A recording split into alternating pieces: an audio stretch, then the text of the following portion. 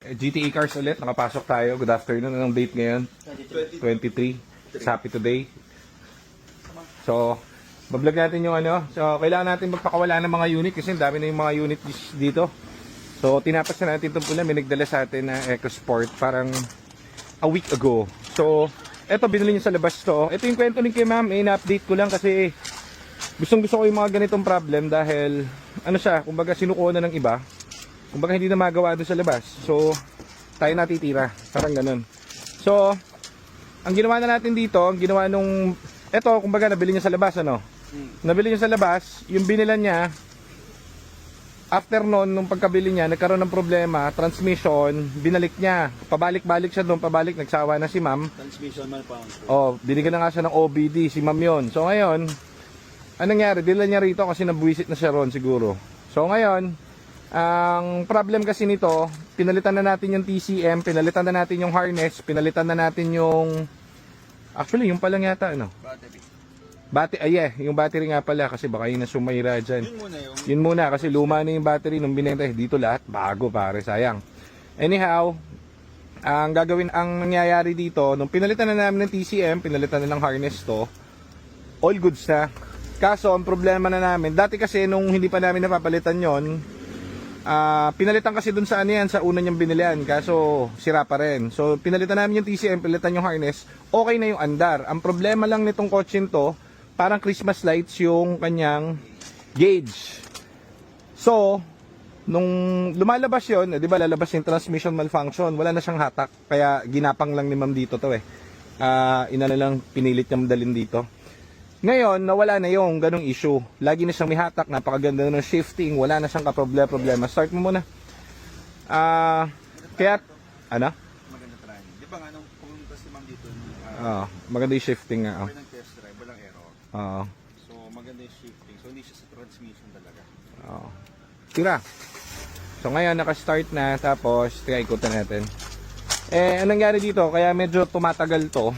Ano na to? 8 days na yata ito rito. Actually, dapat mabilis lang to. Kaso lang kasi, iniintindi ko yung gastos nung may-ari. Bakit? Kasi dapat to, i-ECU na namin to ECU meaning computer box. Kasi yun na lang yung pwedeng panggalingan ng fault nito dahil nga nagki-Christmas lights. So, kahit anong gawin natin. So, nagpalit na lang kami ng IPC. Di naman, kasi binenta sa kanya, patay yung LCD. Hindi kami nagbebenta ng ganyan. So, importante yan. Instrument panel yan. So, dapat yan laging nakabukas. Laging may ilaw. So, ayun nga, yung naging issue nito, lumalabas yung transmission malfunction, nawawala ng hatak, nagki-Christmas lights. Ginawan ko muna ng paraan, syempre, inobserve ko muna, tinignan ko maigi, lahat ng pupwede hanggang sa step by step.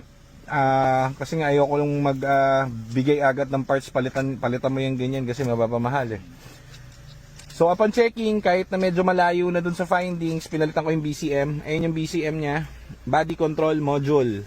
So yun kasi yung pwedeng mag-fault dyan kapag meron siya mga ilaw. Siya yung nagko-control ng mga ilaw natin dito, mga pintuan and everything. So nung pinalitan namin ng BCM, asa na kaya yung BCM ni ma'am?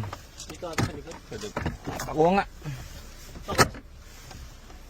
Ayun, ito yung sa kanyang BCM.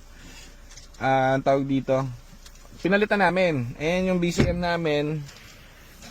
So, working fine na siya. Ito rin yung TCM ni ma'am nandito. Ito yung TCM na binili niya dun sa binili niya ng kotse. Okay, so pinalitan na rin namin yan. So anyhow, okay na yung kotse. Wala nang Christmas lights. 2 araw na. Ayan Boom, boom, boom, boom, boom, boom, boom, boom, boom. So wala na tong error kasi matic to. Kapag pina-under mo, umiilaw lahat yan. Nagki-Christmas lights. So nahuli na natin yung problem. BCM, TCM, harness, yun lang naman.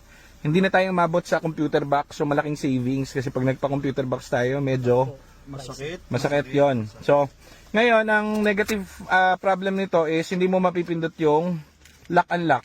Kasi nga, nagpalit kami ng BCM. So, ngayon, kapag in-approve na ni ma'am yung mga pinalitan, kasi i-approve na muna yan Siyempre, dinadiagnose ko pa lang. O ngayon, dahil na-diagnose na natin siya, alam na natin yung problema, ibibigay ngayon natin kay ma'am yun. Ma'am, ito po yung problem ng kotse. Nakalista. O sure na tayo doon kasi nga gumagana na siya. So ngayon, i-approve niya. Ngayon, dahil si ma'am ay nag-approve na, pwede na natin pa-program yung BCM na bago. Ang tawag dito, para susian kasi nandun hindi gagana nga yung ano nito, tawag dito, lock and lock. Okay? Pero pag binalik mo yung luma niya, gagana yung lock and lock. Pero Hindi yung gagana yung kotse. Okay. So okay na yan, ganyan. Sa gagana yung lock and lock.